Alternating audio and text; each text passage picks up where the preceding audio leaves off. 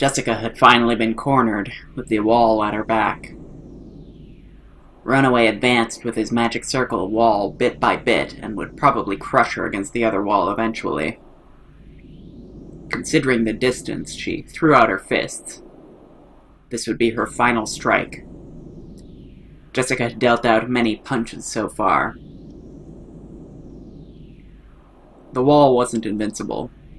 It had already started to crack, and it wouldn't be strange for it to smash at any moment. However, due to the rebounding damage, Jessica also had cuts all over her body and was all worn out. もうおよしなさい。あなたを押しつぶすつもりはありません。あなたの処遇は親方様が決めますからね。しかし、ジェシカ様のナイスファイトは私からも特に申し上げるつもりですよ。ふざけるんじゃねえぜ。まだだ。まだ終わっちゃいねえぜ。あなたは満身創痍。立っているのもやっとではありませんか。あなたは最後の一撃に全ての力を込めるつもりでいるようだ。しかし、その最後の一撃はむしろあなたにとって命取りになりますよ。The damage reflected by Runaway's magic circle wall was proportional to the strength of the attack. Jessica's all-out punch would be bounced back onto her. The more all-out she went, the more suicidal it would be for Jessica. そんなことはよ。警告します。もうおやめなさい。それがあなたのためです。強がるなよ。お前の壁がもう破れかかってるんだろ。殴ってきた私には手応えで分かってるんだぜ。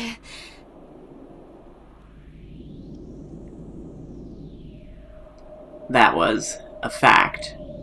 Runaway's wall was already on the verge of breaking, and on top of that, Jessica's fists had been imbued with an unimaginable magical power, attack power by now, and their destructive strength defied the imagination.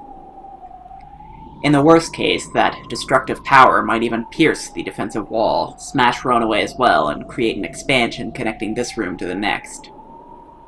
However, that damage would rebound on Jessica as well. She wouldn't escape unharmed.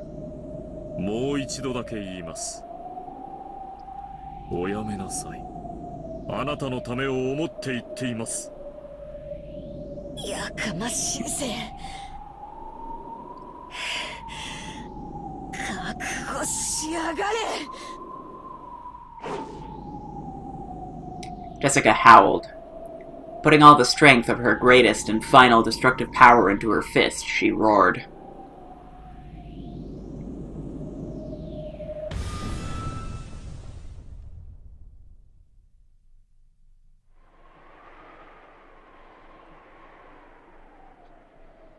The three goats had been beaten down long ago. Without straining to breathe in the slightest, George cautiously closed the distance between him and Gap. He was after her. He was planning on bringing her down with a single strike. Gap was also aiming for a single strike. If she let that chance slide, she would be killed this time. 落とし穴は使わないのかい? Even the tiny opening during the time it took to open the hole would prove fatal with George as an opponent right now. Gap cautiously calculated the distance and timing, but even as she did, George closed the gap between them. 来ないなら行くよ。来なさいよ。今さら小細工も何もないわ。私のこの蹴りで決着をつけてやる。For an instant, she thought George's body blurred, and then only his jacket was floating in the air. The moment she thought, darkness covered Gap. George, with his heels swung up high, was attacking from the sky like a massive dragon. かったわね。これで私の勝ちよ。後ろ宮ジョージ。何？ Gap opened a vast pitfall with her in the center, swallowing up George along with herself. The two were swallowed up by the pitfall and spat out from the ceiling of the arbor. But that was what Gap had been after, so she alone landed lightly. However, there was another pitfall in George's landing spot. もらったわ。後ろ宮ジョージ。面白かったわよ。死になさい。あんたみたいな上等。後ろ宮家の当主なんてもったいないわ。今この場で私が食ってあげる。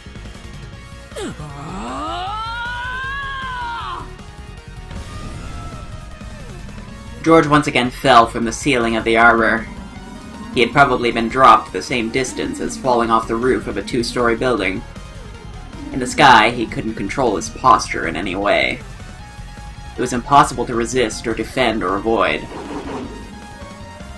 As Gap spun like a whirlwind, she concentrated all of her energy on the sharp tip of her stiletto heel. This was the final strike to perform his requiem. The final strike of the queen bee that would bore into heaven, knocking him down into the true abyss.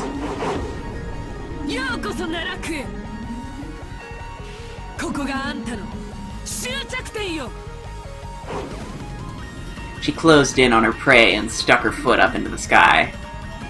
At the same time, she saw George's face. Even though he was in midair, he was calmly adjusting his glasses with the middle finger of his right hand. And his posture was still preserved as that of an axe kick. Without the faintest deviation, he aimed for Gap's forehead. 君がその手に出ることは想定済みだったよ。僕が地上の君に飛びかかとを食らわせるために飛んでいたなら、僕の姿勢はとっくに崩れていただろうさ。しかし、僕の姿勢はいささかも崩れない。なぜかわかるかい？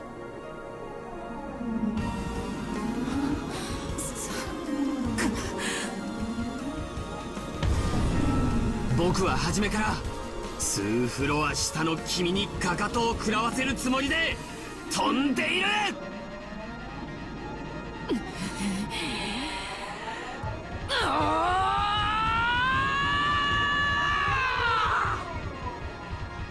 君の負けだ、お嬢さん。ピンポン。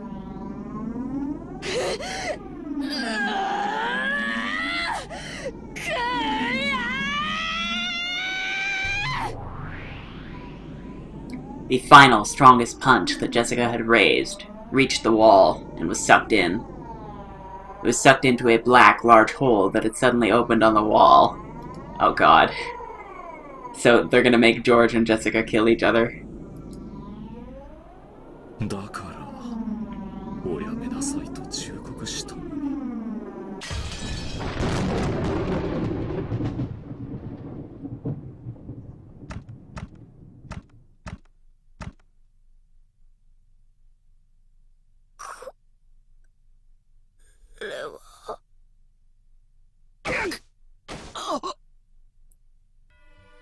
実は全然ピンチでもなんでもなかったの。ごめんなさいね。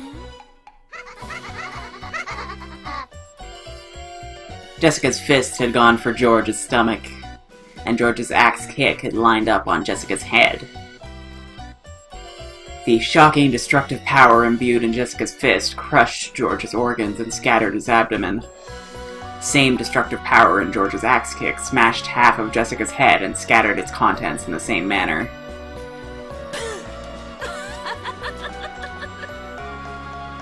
だって魔女は演技力なんでしょ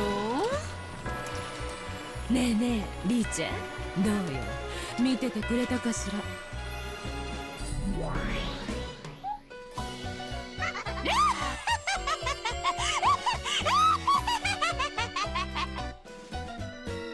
やるな、筋書き通り。 Well, I knew there was no way they were getting out of that. There's no way that they could actually tell that story to Battler anyway. If they did, then we would have immediately had to suspect them of being conspirators. やっぱガープは分かってるじゃん。イエーイ。 Beto and Gap casually high-fived each other.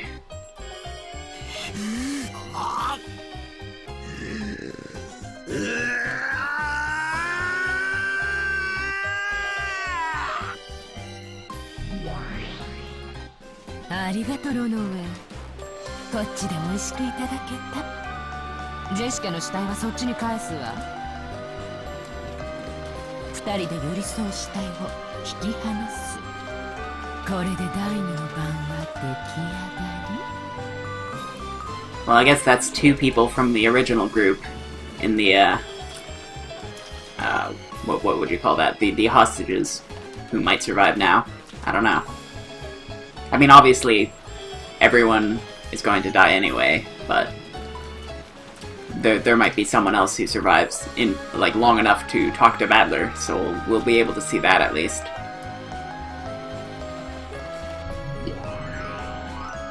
Gap dropped Jessica's corpse through a pitfall, and all the chunks were thrown into Jessica's room, as carelessly as throwing something into the trash. Jessica's corpse and lumps of flesh fell from the ceiling and poured out all over her room. Runaway shook his head slightly at this gruesome change of scenery. 申し訳ございません、ジェシカ様。ご忠告は申し上げたのです。もっとも、この結末を予見し、聞き入れないと分かっている忠告を重ねる悪魔の醍醐味は、人間には分からないでしょうがね。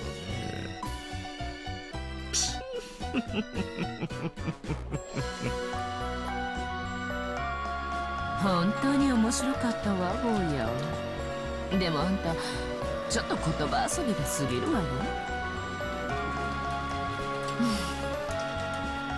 そろそろ反撃してもいいかなが最高傑作。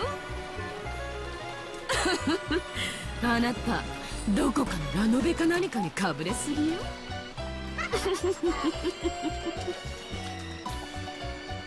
In the arbor, brutally decorated by George's and Jessica's scattered blood and guts, Gap enjoyed a loud laugh for a while. But she quickly realized that, in all seriousness, this was a little too filthy and undignified, and she snapped her fingers.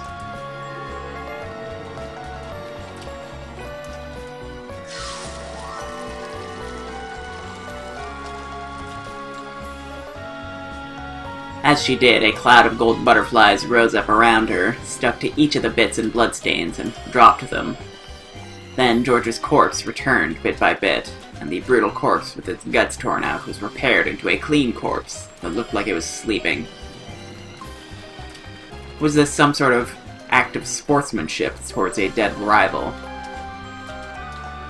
The heavens were split, because Gap had lifted her leg high, pointed at the sky. じゃあ、色男、これが本当のゲーム。So are we to believe now that Gap is also capable of reviving people?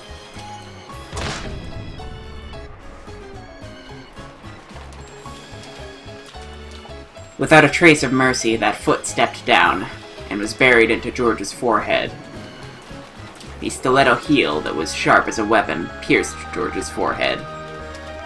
With a bloop, it was pulled out. It was like a mark proving that Gap certainly had finished him by her own hand.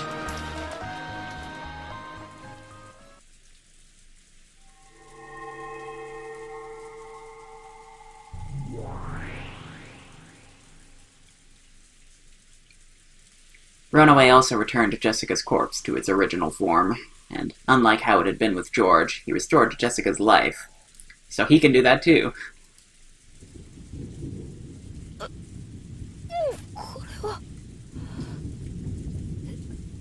一体夢。いいえ、違います。ジェシカ様は確かにお亡くなりになりました。最後の瞬間の記憶をよくご存知のはずだ。 Jessica's mind was burning. For some reason, she remembered being thrown somewhere and having George's heel smash her head. 私は。いいえ、死んでいます。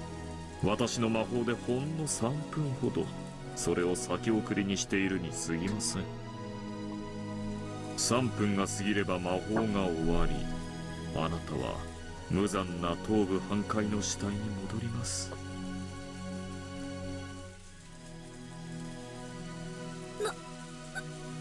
だと。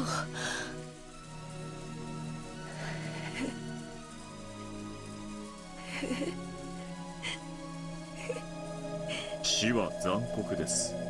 多くの場合、心の整理さえ与えない。 So I'm guessing the whole bit with Virgilia was probably an act too. If these two were acting, there's no way that she wasn't.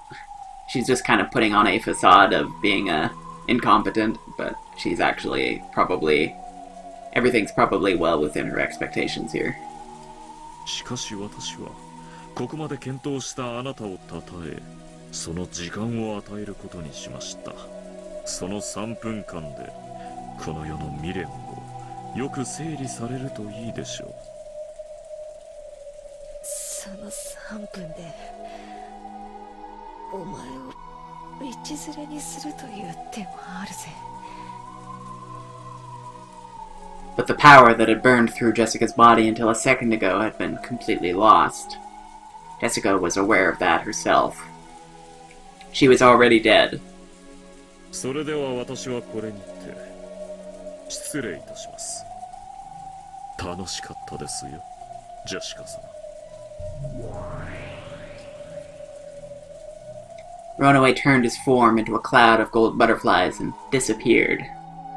All that remained was the sound of the wind and rain, and the figure of Jessica as she crouched down, leaning against the wall. Jessica could tell. She probably really would revert to the corpse she had been after 3 minutes. Was there anything she could do in those 3 minutes? She stood up and with a shaky gait, took the phone that was on the desk.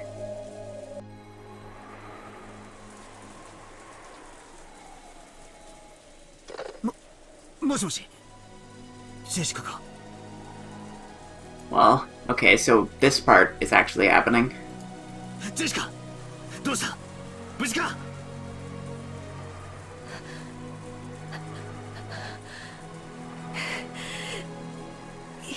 られしまったぜ。大丈夫か？怪我をしてるのか？今助けに行く。いや、もう遅いぜ。私さ、もう死んでるんだと。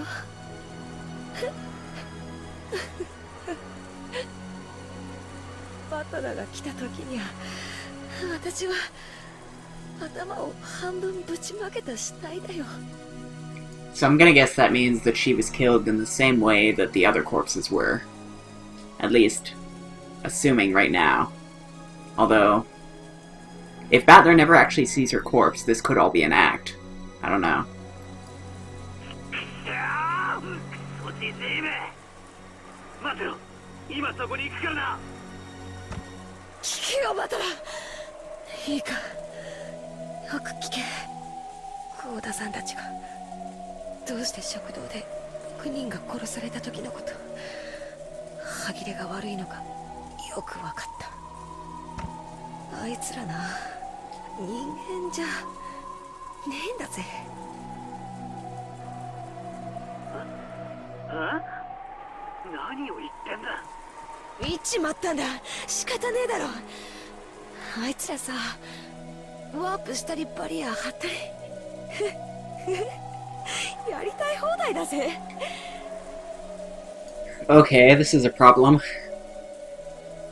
See, now she's transmitting that information to Battler, which means that she got it from somewhere. So either someone lied to her, or is forcing her to say this, or she's in on it. Which I'm tempted to lean more towards the latter right now. I think she's probably in on this. どこのの漫画だよ。アニメだよ。いや、マジで叶わねえぜ。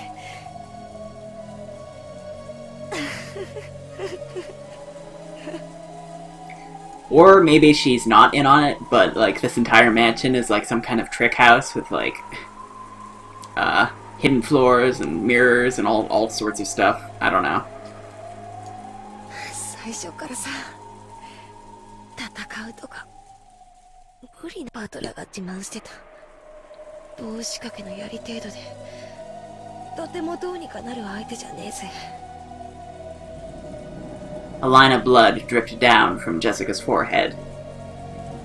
ジョージ兄さんもダメだった。ありゃ、即死だ。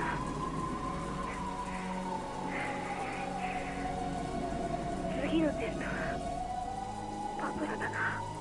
お前のテストも私たちと同じになるのかな。用心しろよ。そして間違えるな。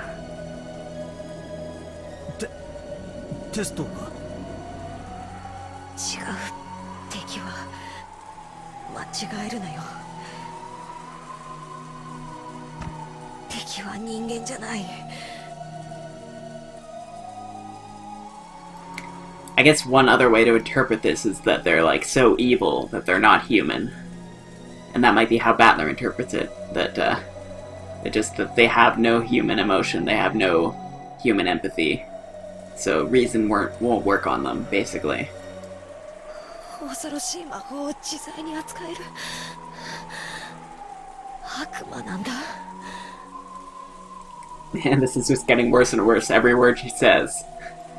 Because I was just tempted to deny that all of that happened, but now I don't... How do you even reconcile that? She has to be lying, basically. That's the only explanation. そこを絶対に間違えるんじゃねえぜ。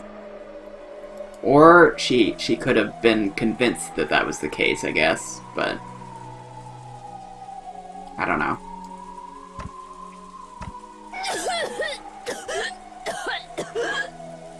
用心しろよ。 A line of blood dripped down from Jessica's mouth as well. The left half of her head started hurting. Jessica realized that she was about to return to the corpse she had been.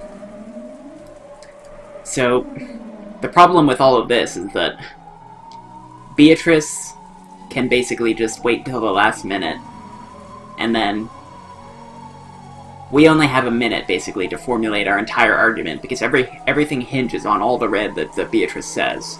So, that's when I'm gonna do all my theorizing, because right now we can't really be sure of anything. But the silver lining here is that, from what I understand of what Beatrice said before, we get the last word. We actually get a minute to respond to her, and she doesn't get to respond back to us. Which means that whatever she says in red, that's it. Everything she says in red, that's final. She can't say anything else in red. She can't respond to anything we say. So, in theory, we've got the advantage here. If Battler is able to figure things out within this span of a minute. Which he probably won't be, but we will be at least. We'll be able to pause the game at least and think about it for as long as we want.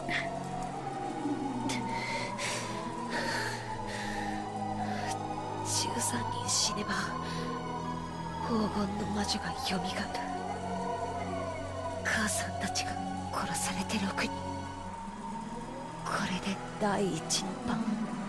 そして私とジョージ兄さんが死んで第2の番。あと5人殺されれば儀式は完成で魔女が蘇るってわけだ。父さんたち無事だといいな。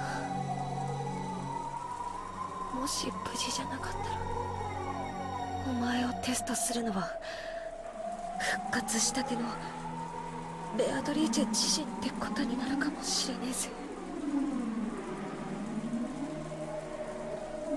Battler already didn't understand what Jessica was saying, but from her tone he realized that she knew she was about to die.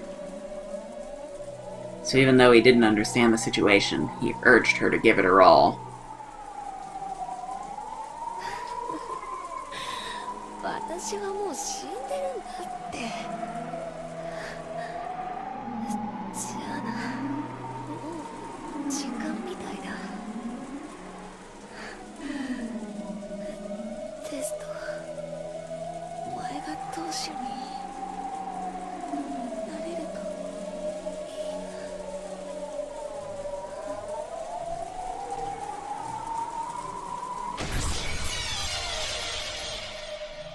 ジェシカ、ジェシカ、おい、返事をしろ、ジェシカ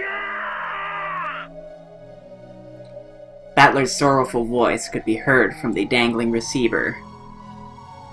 As she leaned against the wall in that corner, crouched down, Jessica's head had been half smashed.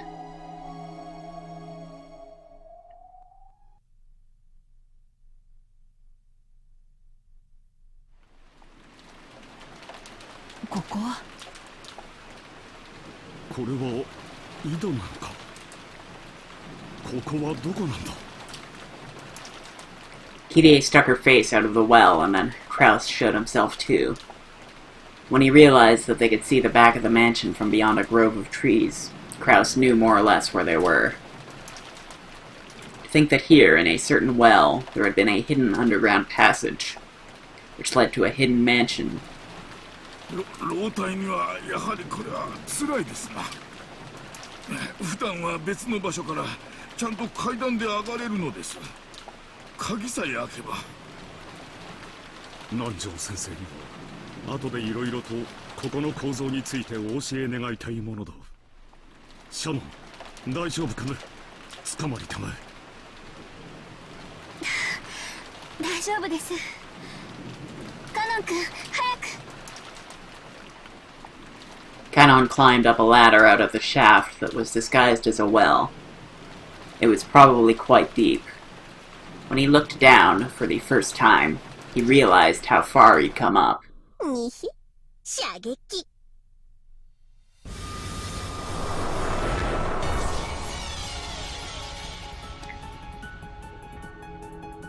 As Kanon was about to finally crawl out of the well, a hole the size of a basketball opened up in his chest. Everyone there looked through the hole in Kanon's chest to the scenery beyond.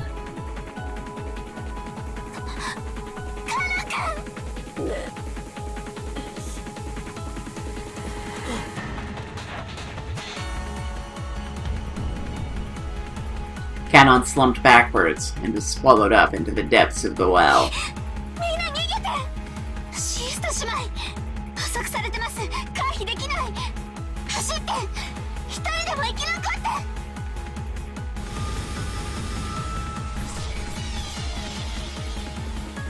At that time, Kraus and Kirie and Nanjo certainly saw a golden curved line appear from the well, and sow itself through the side of Shannon's head. Shannon! Her head had been pierced. The three had witnessed it perfectly until it had shot out the opposite side, blowing it away.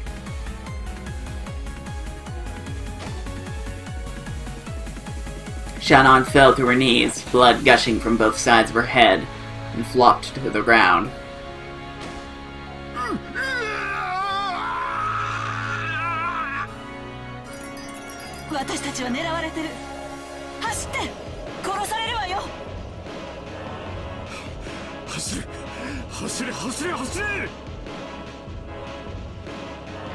As Nanjo doubled over in shock, stunned by how Shannon had died, the Chiester sisters did not allow him to escape.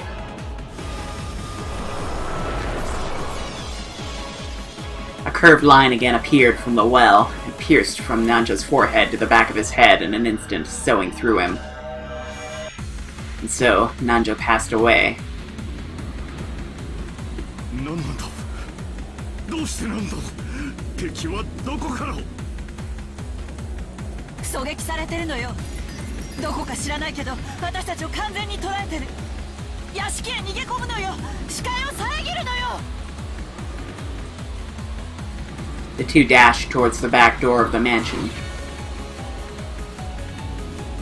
Then right as Kraus was about to shut the door behind him, A golden curved line appeared for the fourth time, piercing Kraus from the back of his head to his forehead and smashing that forehead. I mean, if they can find Genji's corpse, they could maybe take his key to the head's study and then go in there, but that's pretty much their only chance of survival at this point, I think.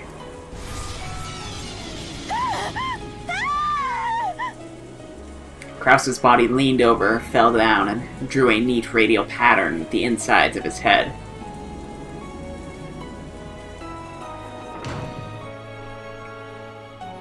Kirie ran wildly through the hallway, flew into some room, and locked the door. But even so, she wasn't even remotely convinced that this had saved her life. She would probably die soon. This was apparently one of the guest rooms. At that moment, Kirie's eyes fell on a phone on a side table. Well, give us whatever information you can, and we'll have to interpret it however we can. I'm guessing that if she says that there's magic stuff, that also means she's in on whatever this conspiracy is, but I don't know.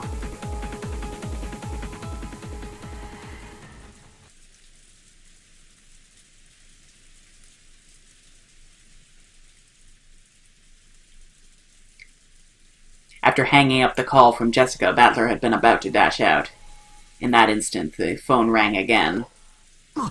もしもし。キリエさん。はい、バトラー君。ラッキーだったわ。なんとか力を脱出できたの。Yeah, that story's immediately suspect right now. Like, I would be very suspicious of this. 本当についてた。そこはどこだ？みんな無事なのかよ。こっちはジェシカとジョージの兄貴がどうやら。聞いて。私の命は多分もう長くは持たないわ。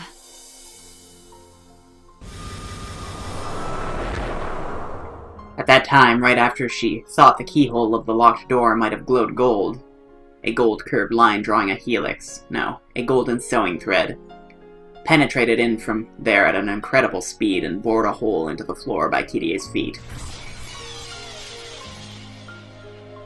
Oh, that's unusual. The enemy, who sniped the other four one after another with extraordinary skill, apparently really does have trouble shooting me between the eyes with a single shot while I'm holed up in this room. The next strike will probably hit. At this point, Kirie finally remembered the first massive killing in the dining hall. That's right. This is what killed Rudolph and the rest, all 6 of them. 聞いて、バトラ君。私が見たことをありのまま話す。バトラ君はきっと私の頭がどうにかなってしまったんだろうと思うに違いない。ええ、思ってくれていいわ。私だって何を見たのか未だに整理がつかない。今日バトラ君たちがゲストハウスに帰ってからそして何が起こったかを全て話すわ。口を挟まないで最後まで聞いて。途中で急に電話が切れるかもしれない。そしたらその時は私が殺された時よ。キリエさん。Then Kirie spoke about Kinzo appearing and the family conference starting, about the 6 being killed and the 5 of them being confined, about how she had escaped somehow and ran away to where she was now, and how everyone had finally been killed. It was all spoken dispassionately, with no dramatization, just as she'd seen it. She even spoke about how everyone except her had been killed, and how she had observed the moments of all of their deaths. And how even now, someone was trying to kill her. この話をしている間にも、もう3度攻撃を受けている。鍵穴からおかしな黄金の糸みたいなのが飛び込んできて、くるくる回りながら私を狙ってくるの。最初は足元。次は肩の近く。さっきのは耳をかすったわ。狙いがだんだん正確になってくる。そろそろ私の眉間にズドンと来そうね。逃げろ、キリエさん。逃げてくれ。どこへよ。私ここまで逃げ延びてきて部屋に閉じこもって鍵までかけてるのよ。それでもなお狙われてる私がどこに隠れるのよね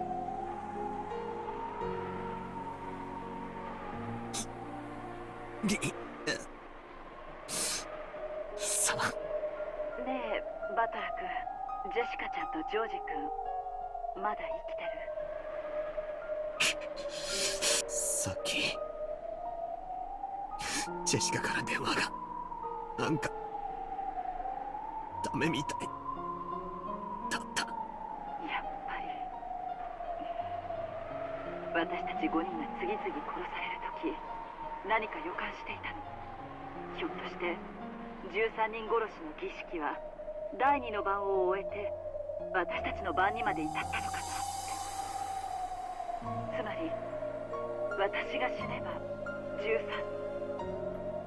これで儀式は完成。黄金の魔女ベアトリーチェが復活する。It seems like whatever's going on, somebody really wants Battler to believe in this witch for some reason. And I'm not sure why. Like what possible rational reason that could have.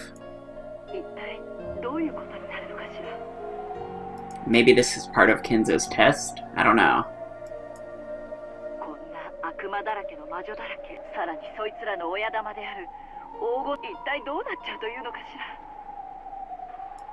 I mean, it's possible that just nobody's dead.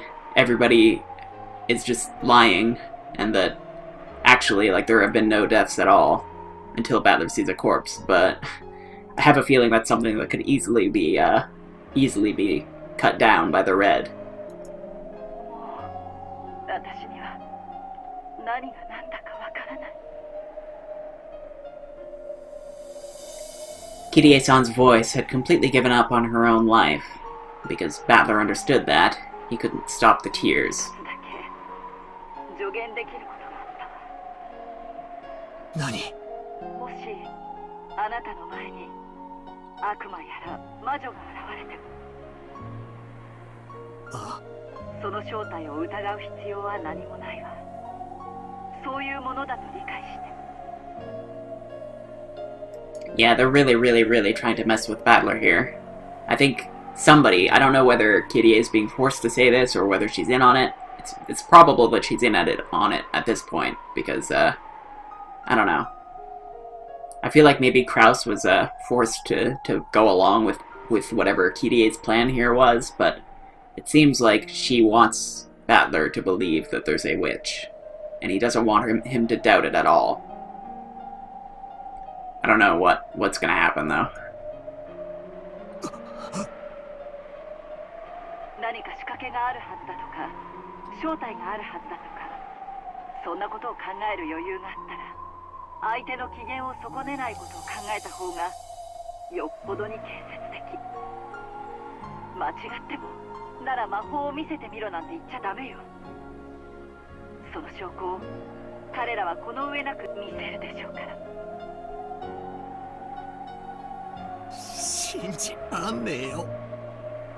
キネさんの口からそんなこと言われるなんて信じらんねえよ。分かってる。信じられないのは。だからそれこそが私にできる助言。信じて。ペアとリーチェと悪魔と魔女と化け物どもを。 It feels like maybe none of this is happening. Maybe we go back to my original theory that only the first game mattered, and all of this is just a way of manipulating Battler by Beatrice. Maybe using his family as a way of, like, trying to convince him to believe. あれほどまでにこの世ならざるものをありありと見せつけられても、多分何も信じることができなかったと思う。今の私もそう。さっきから襲ってきて私の額を撃ち抜こうとする者の正体さえ私には理解できず信じられない。だからあなただけは信じ理解、私たちに受け止めてほしい。そうしてくれたなら私たちの死は無駄にならない Yeah, this is just another dirty trick by Beatrice, but what I don't understand is what the real world motivation would be if this is actually happening. If this is a call that Badler actually received, then I don't understand why anyone would want Badler to believe so badly in this witch. 私もこうして電話をした甲斐があったというものだわキリさんまだ大丈夫よかすったけどまた外したわ That sounded like acting to me. さすがに今度はもうダメかもねありがとうそしてさよならバトラ君あなたのことアスムさんの息子だからと冷たくしたこともあったその日のこと許して I don't know, that last bit at the end though seems genuine, so I don't know, it's really hard to gauge whether Kirie is being truthful here or not. 許すも何も今はキリエさんが俺にとっての母親だろうが I felt as though I'd heard an incredible sound at the other end of the receiver. Maybe the sound of a gunshot? Then a noisy clacking sound, as though the receiver had fallen to the floor. キリエさんキリエさんうわ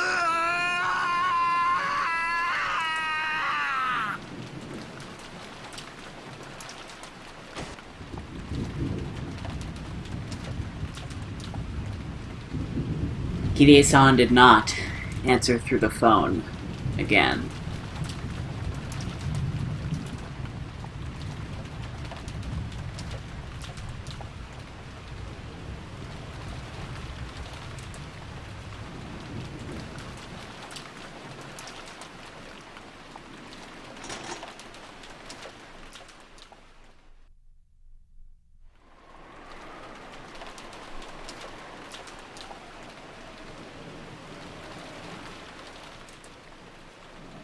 どうしてバトラが怒ってるのかわかんないよ。わかるだろみんな殺されたんだぞあのクソジジイにベアトリーチェ復活の儀式とかわけのわかんないことを言ったならこれで13人が生贄に捧げられて I wonder if he's actually going to see Beatrice again. And maybe the reason why he will be able to see her was because of Kirie's last words there that might have swayed him a bit. But I don't know, I don't think that he's going to be that swayed that easily this time. I think that that wasn't enough. Like, even in episode 2, it took so much anguish and, Maria kind of, like, working him the entire episode, kind of getting in his head the entire time, that, that was why that worked that one time. I don't think that'll work again. At least not this time. もうベアトリーチェは蘇った頃だよ So if we see a Beatrice appear, then we can accept her as a real 19th person, but the only question is, like, the logistics of how that would work on the island. Like, there's a whole bunch of different possibilities that I can talk about later, but for now, let's just keep going. ああなら上等だベアトリーチェもまとめて一緒にぶち殺してやろうマリアたちは儀式を生き残っただからベアトリーチェに黄金鏡に招待してもらえるんだよそこでは願いは何でも叶う家族を殺されたのが辛いなら生き返らせてもらえばいいのにマリアはそうするつもりだよ黒い魔女に取りつかれていない本当に優しい本当のママを蘇らせてもらうのだからママはもうずっとマリアと一緒お仕事とかで残業も休日出勤も何もないのずっとマリアと一緒にいてくれて、マリアのことだけを考えてくれてマリアのために恐ろしい敵といつも戦ってくれるの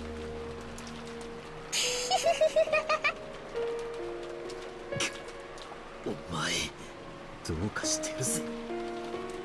I mean, that's an understatement. なんでこの状況でそんなわけわかんねえことを言ってられるんだ。バトラは今キリ魔女を信じろと言われたはずなのに。 Did Maria overhear that somehow, or what? Or is she in on this too? くそ、こんなとこでマリアと口喧嘩してる場合じゃねえぜ。もう人質も何も誰も生き残っちゃいねえんだ。もう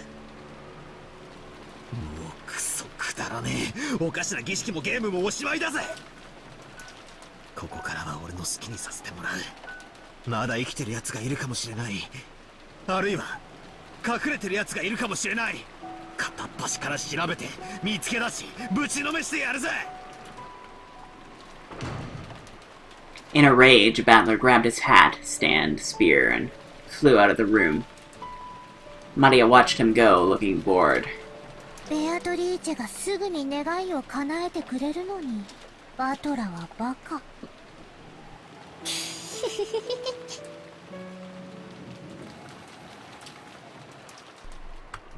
At that time, the phone rang out again. Maria stood up and grabbed the receiver. もしもし。ほう。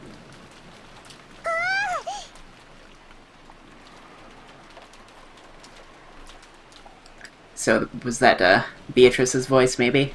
Is that why Maria got so excited? Of course, the sound of the phone also reached Battler's ears as he was about to dash out of the house.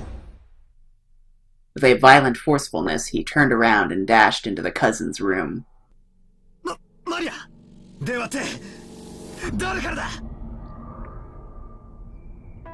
With a terrifying look on his face, Battler yelled at Maria, who was on the phone. You couldn't blame him. Right now, the only humans left alive on the island were himself, Maria, Goda, and Kumasawa. But there was no way those two could call after being locked up in the gardening storehouse. I mean, he's forgetting Kinzo. Which meant there was only one person left. It had to be Kinzo. No, he's not forgetting it at all. After continuing her pleasant chat with the person on the other end of the phone for a while, Maria slowly turned to face Battler. Then, with an unsettling expression on her face, she laughed. It felt as though the person on the other end of the line was chatting about Battler. マリア、電話の相手は誰だ? じいさまか? Battler couldn't imagine that this was the case. After all, it was inconceivably that Maria would talk intimately with Kinzo, and that she would be chatting about Battler with that eerie smile on her face. So just what kind of person could be on that phone who could make Maria chat with a smile like that? At that time, in the back of his mind, the words Kirie had spoken to him drifted up.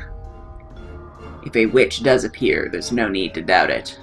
Just believe that it exists. バトラー、今帰ってきたよ。せっかちだよね。マリア、その電話の相手は誰だ? 誰なんだ? 変わる？はい、バトラー。If we hear Beatrice's voice, I don't even know what I'm gonna do. After getting the consent of the person on the other end, she held the receiver out to Battler.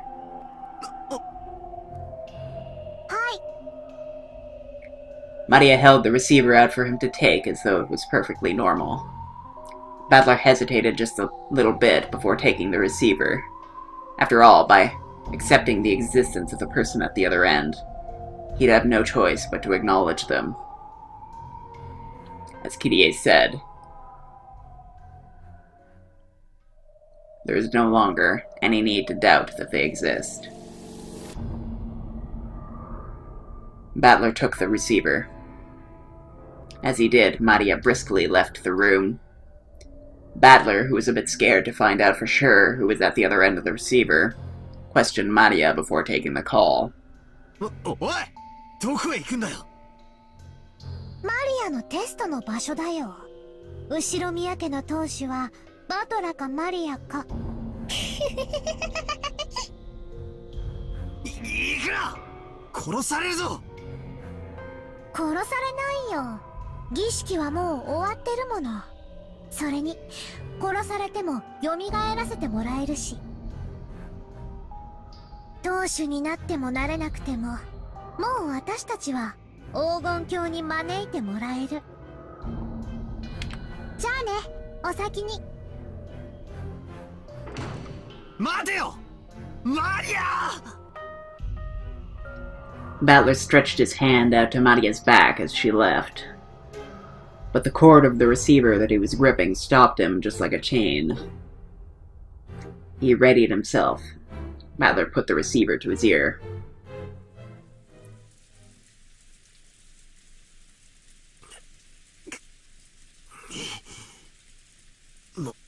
もしもし。And I'm fine. Damn it. I had a feeling this was what was gonna happen.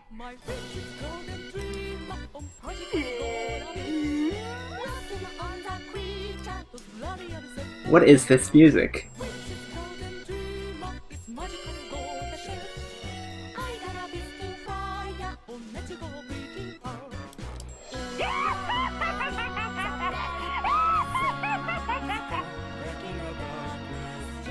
Screwed up, mocking English filled his ears. It was the voice of a woman he didn't know. Who was it? The inside of his head was starting to freeze up. Who was it?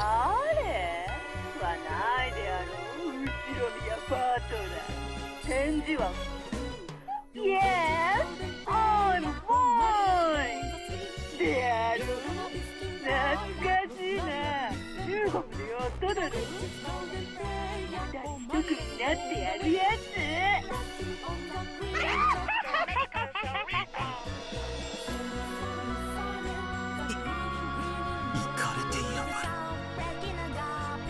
てめえは誰だ。答えやがれ。英語で言えよ。お前そういうの得意だったろ。ふざけんじゃねえよ。てめえは誰だ。クソジジイの手先か。手先とはひどい言い様ではない。鳥子と言って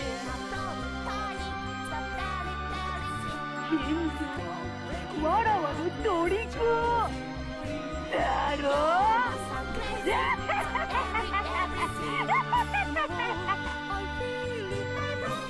That last laugh didn't sound like it was aimed at Battler. It was almost as though Kinzo was right next to the phone, cackling as well. 名を名乗りやがれ。てめえは誰だ。何者だ。当ててみろよ。ハワイへご招待するぜ。 And it's the same Beatrice as before, from the second episode. I'm still tempted to think that she was real, but I don't know.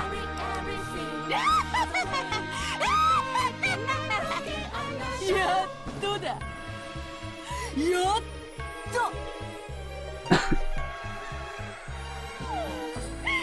長かったぜ。本当に今日まで長い日々だった。マジで1000年は待ったぜ。今日という日をよ。おかげさまをもちまして、わらは大復活。サンキュー金蔵。特別にさっきの待った。聞いてやってもいいぜ。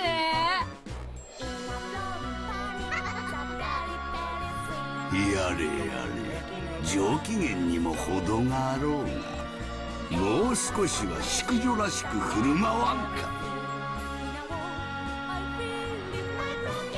Kinzo and Beatrice sat facing each other over the chessboard on the reception table. There was expensive cheese and snacks to go with drinks, and there were several empty wine bottles lined up. As Beatrice rolled around on the sofa in an unseemly way, she happily held a wine glass in one hand, and was probably completely drunk.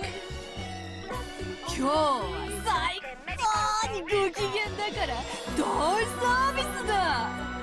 おいおい銀座、こんな年代物の寄付ワインなんか飾ってんなよ。1947年ものかよ。今日開けなくていつ開けるつもりだ。 Maybe the only reason Battler's able to hear Beatrice here is because that he has actually started to internally believe in witches. Because that's pretty much the only commonality between episode 2 and this, is that Battler was kind of having some doubts as to whether witches could exist, whereas in the others, he was explicitly anti-witch the entire time. それをアビセッコして遊ぼうぜ。空き瓶で殴りっこもしよう。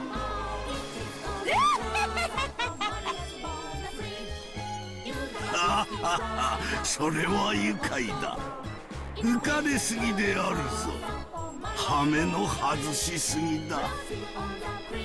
金蔵だって。わらわに再会できて嬉しいだろ。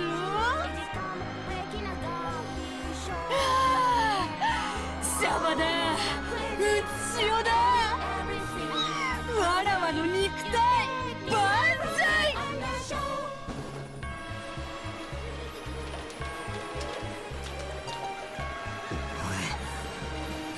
さっきから何を騒いでるんだ。お前がベアトリーチェだとでも言うのかよ。イエーイ。おい金蔵の13人殺しの儀式のおかげでようやくわらわを復活したぞ。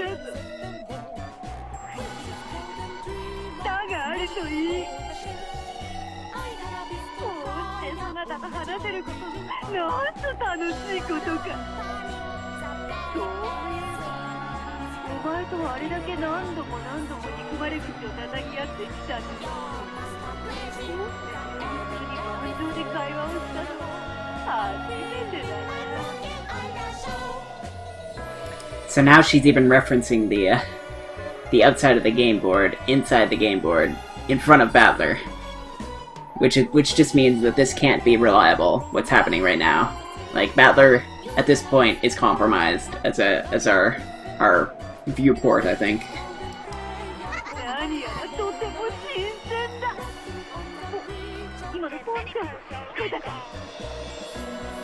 In fact, I think everything up until Kirie's phone call the Battler saw was probably fine.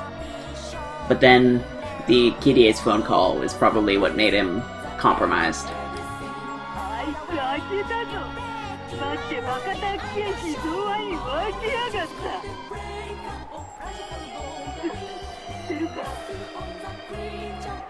10キロのインゴット丸々と同じくらいするんだぜ。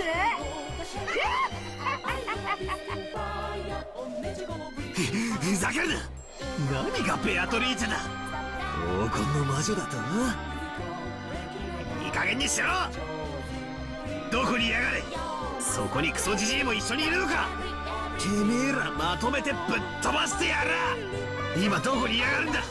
答えやれ。なんだ、わらわに会いたいのか。モテる女はつれや。でも心臓がいる時に口説くのはよせよ。こいつマジでやったらタッチ悪いぜ。二人っきりの時ならこんな人で愛してやるからね。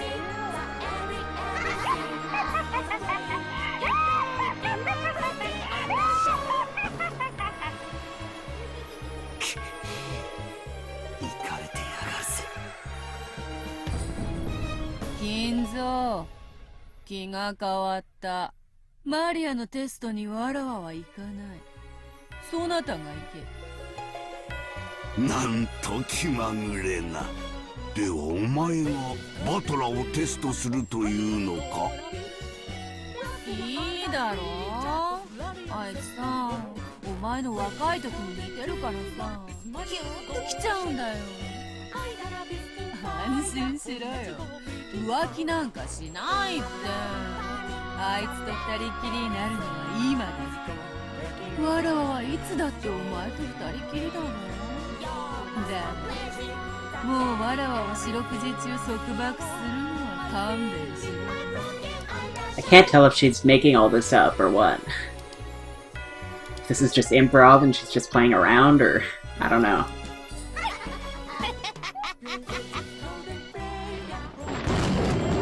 ういうわけなパートナー。どなたのテストはわら黄金の魔女ベアトリーチェが自ら執り行ってやる。バートそうこの屋敷の正面玄関にバートナーマジで頑張ってくれる。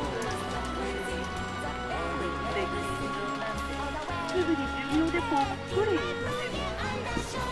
バートナーが適当にやってくれりゃ自分の全ての新しいアル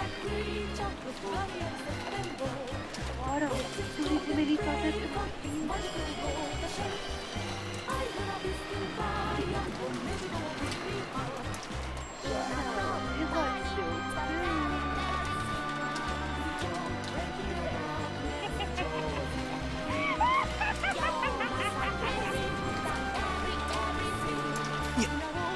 屋敷の玄関だな。相当だ。このクソったらない酔っ払いめ。俺がてめえの酔いを覚ましてやるぜ。迎え酒には俺の熱いパンチをくれてやる。首を洗って待ってやがる。Battler impulsively slammed the receiver down. There was no need to talk through it anymore.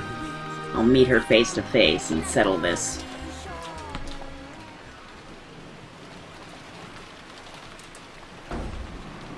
I took the spear I'd made from the hat stand, and went outside without even an umbrella. It's hard to imagine that the young woman calling herself Beatrice is waiting for me alone. I should probably assume that, as Goda-san and the rest said, she'll be waiting with supporting troops. Going alone would be too reckless.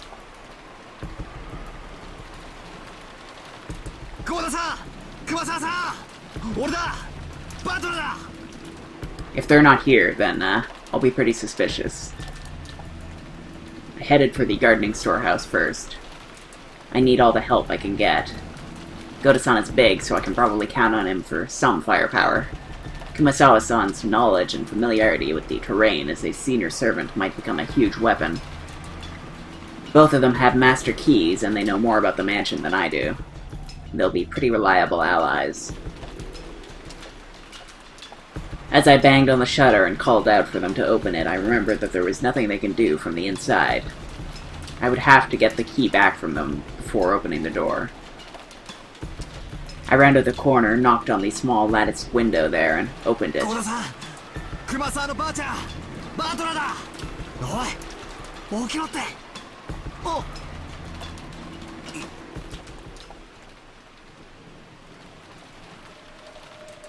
The scene in the shed, lit by a dim light bulb, was very strange.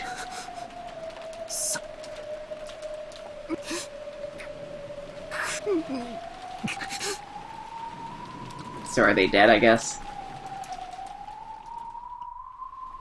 From a low ceiling beam hung 2 thick ropes. And at the ends, Goda-san and Kumasawa-san were hanging by their necks. It was dim and cramped because of the various pieces of equipment strewn about, so I couldn't make out the situation clearly. I guess they decided to kill themselves?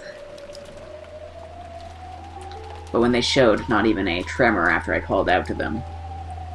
But it seems like their faces might be damaged, so I don't know.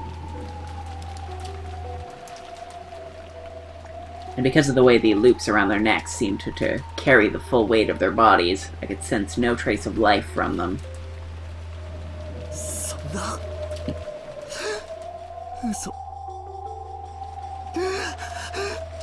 うして。 The shutter was still closed, and there was only a single key which had supposedly been given to Goda-san. So how had the culprit opened the shutter and killed both of them inside? No, wait, they weren't necessarily killed. If this is a suicide, that way this closed room makes sense, but I don't know why they would hang themselves and commit suicide. Feebly, I slumped down on the spot.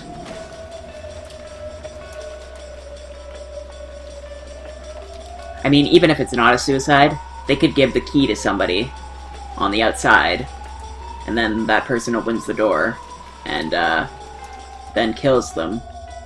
And then, it depends on whether the key's still there or not. If it is still there, then the person just puts the key, maybe like throws it through the window from the outside after locking the shed again. Or, they just kind of take the key with them, because we can't go in there to check if they have the key or not, so.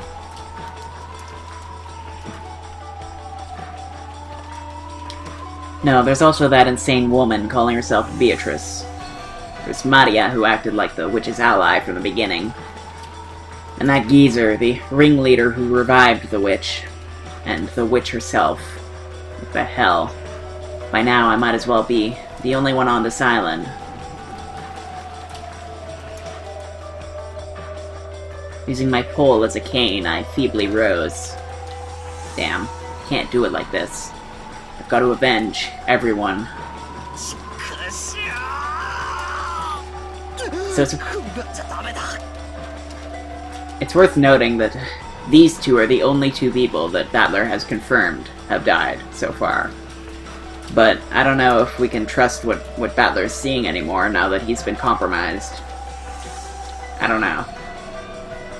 It'll depend on how the confrontation with the witch is handled to determine whether I believe it or not.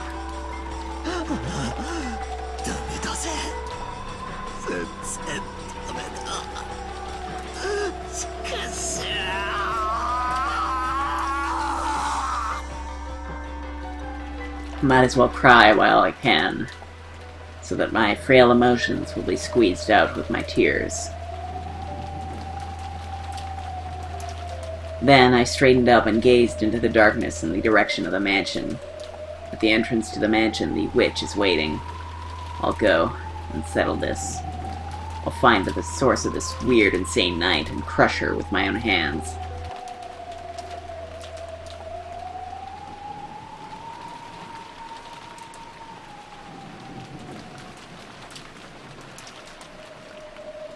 Amidst the pouring rain, I walked through the rose garden without an umbrella, letting myself get soaked. I could see the arbor on the other side. According to Jessica, it seemed that George Aniki had also been killed. Well, by this point, there's no need to worry about the lives of any hostages. I had left the path, aiming for the arbor. Then, I saw George Aniki's weather-beaten corpse. So his is the first corpse that we're actually able to get an examination on. I guess that means we don't know that Goda and Kumasawa's corpses were actually theirs. They could have been anyone's. So, his corpse was found in the rose garden arbor. There was a single hole right in the center of his forehead. It's probably reasonable to assume he was shot with a gun or something similar. It's a brand of humiliation marking his defeat to Gap.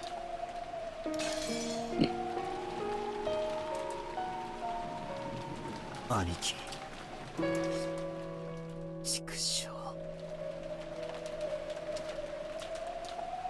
The corpse was in front of the arbor. I think this is the one that we saw in the intro that one time. Yeah. And I'm pretty sure that was not in this episode's intro. So it seems like they do mix up the intro in each of the episodes.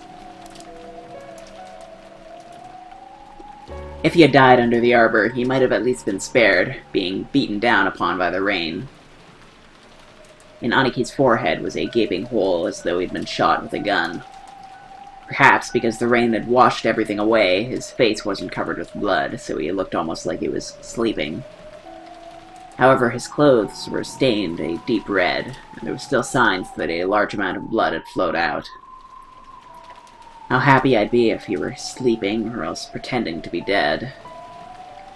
But even though the rain sprayed against Anaki's eyes, they remained open. The hole in his forehead was no joke, but absolutely real.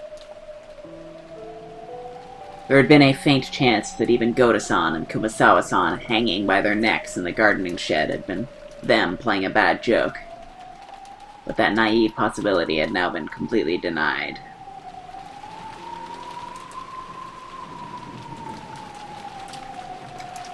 And as I looked at this corpse, I became completely sure, just as Goda had once said, the enemy had come to take lives like pieces on a chessboard. クソジジイと魔女は俺たちの命なんだね。本当にその程度にしか思ってないらしい。 That damn witch said something over the phone. Something about us being on the game board. Oh, he's becoming aware. 仕事を出せ。そうかよ。こいつはゲームのつもりかよ。あら。俺がお前らをゲームのように殺してもいいわけだよな。首を洗ってやがれ。ベアトリーチェ。